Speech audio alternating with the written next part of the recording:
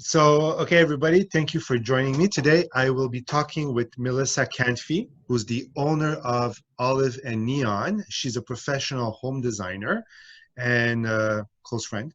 Thank you for talking with me, Melissa. Thank you for having me. Pleasure. So you're a professional home designer, and usually in your business, you're going to go in people's homes, you're going to give them advice, you're going to help them with the renovations, with projects. How has this pandemic affected your business, basically? Good question.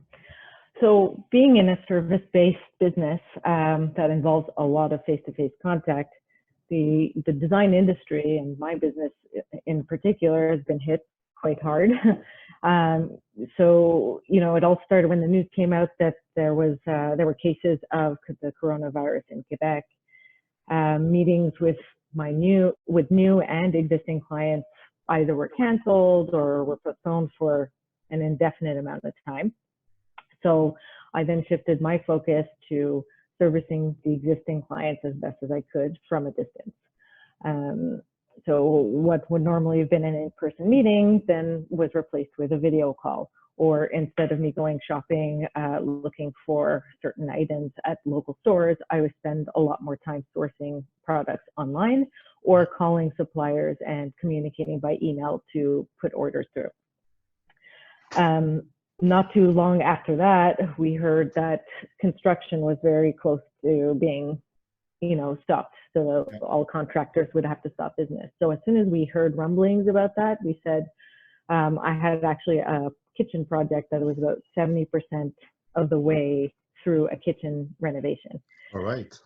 It was, so it was kind of at the point where the cabinets were installed, but there was no counters, there was no backsplash, there was no appliances, nothing.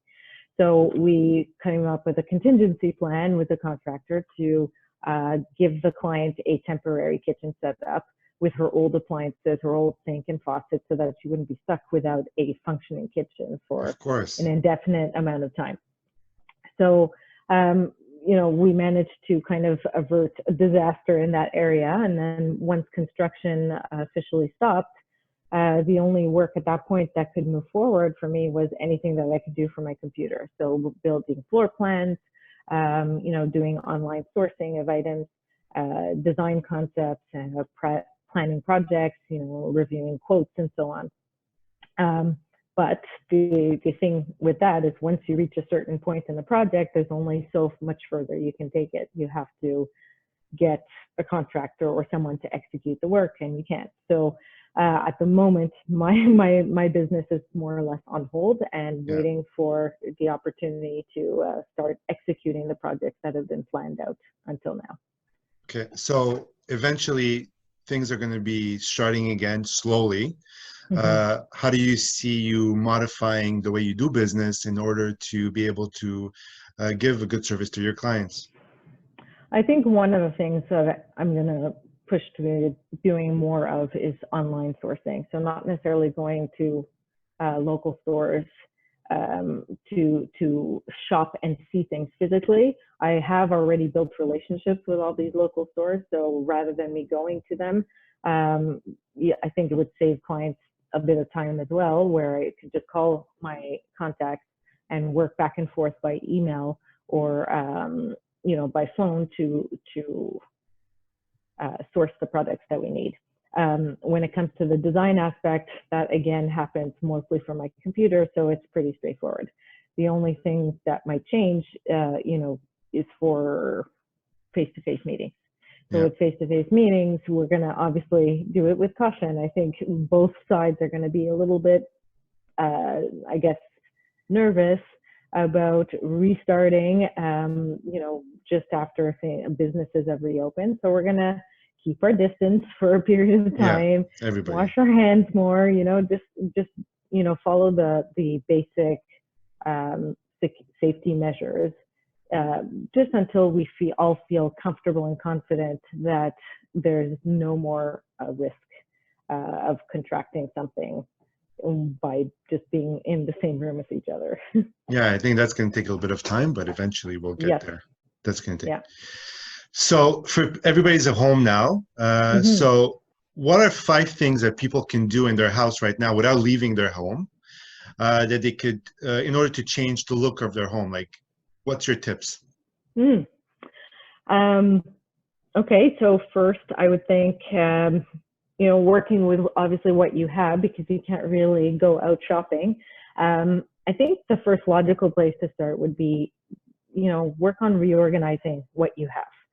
So start by tackling one room in the house, one drawer in the house. If let's say you have kids at home and you're either working from home or you're watching your kids and you have maybe 15 minutes at a time of to do something, just tackle one small area that you can do from beginning to end in that short amount of time. So, empty the stuff from drawers, try and organize everything based on type, purpose or type of object, and then just try and reorganize them and put them in a place. Make sure everything has its own place so that you can find things easily, just to make your house feel a little bit less like a bordel. Cluttered. Yeah, exactly. Just make sure you have only the things that you need in your house. The next thing I would say that you can do is rearrange your furniture. So that's something that designers like to do a lot in their own homes, as opposed to redecorating and starting everything from scratch. Using what you need, just move things around a little bit. Even take a chair that you have in one room and put it in another room, just to kind of make it feel fresh and new again, and not feel like you're living in the same space and nothing is changing. It kind of just gives you a bit of a fresh perspective. Awesome. The third thing I can think of would be, there's a lot of DIYs out there. Thank you to Pinterest, to YouTube.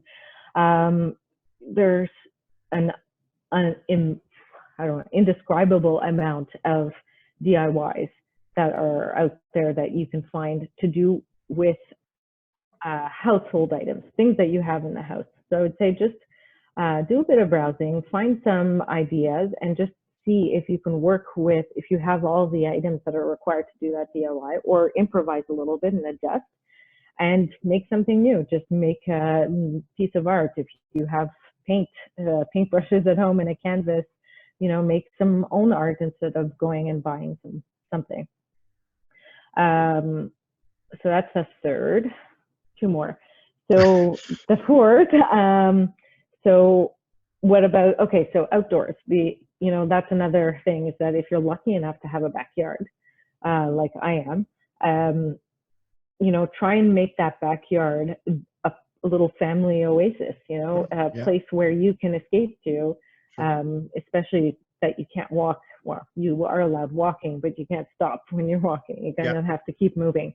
So in your backyard, make it as nice as it can be. So working with whatever you have, just rake the leaves, make it feel nice and clean again.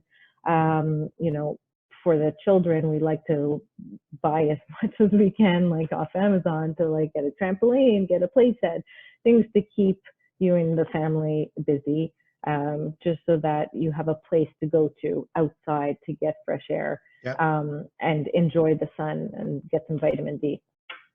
And then the last thing I can think of could be, it's not necessarily something that will impact the look of your home right away, but it could be just give a bit of an uplifting kind of sense of optimism in terms of looking for the future, is think about what home projects you want to tackle next. So, let's say you decide you want to tackle the living room and you just want to redecorate it. So open a Pinterest, create a Pinterest board, and start pinning all images of things that you like. Make a list. What it is that you want that room to have, not have? What do you like, dislike? And get yourself mentally ready so that when you are finally able to start that project up, you will have done all of that initial homework. And then all you have to do is just call me and I'll take care of the rest. Of course. I'll put your website on the bottom of this video so people can contact you. And I'm assuming you could still do consultations via Zoom or Skype or whatever. Absolutely. Yeah, I'm a little bit more limited at the moment because I'm taking care of the children. But if I'm available in the evenings if need be, or during nap time. for a consultation. And as long as, I have the information, we can do like a video call, or we can just, it could just be a consultation to ask me whatever questions, burning questions that you have, that I can answer just in a conversation.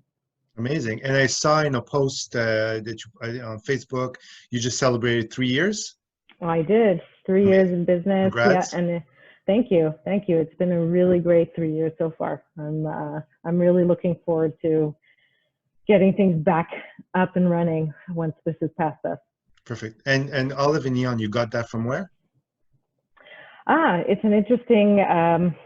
So I came up with that name to basically demonstrate that I have the ability to design both, in a classic sense, so more timeless, traditional or transitional styles that represents the olive, and then neon would be I have a bit of an edgy side as well, as you can see, little flashy stuff behind me. I do like to do fun and really eclectic designs as well. I'm a bit of a style chameleon. I love everything.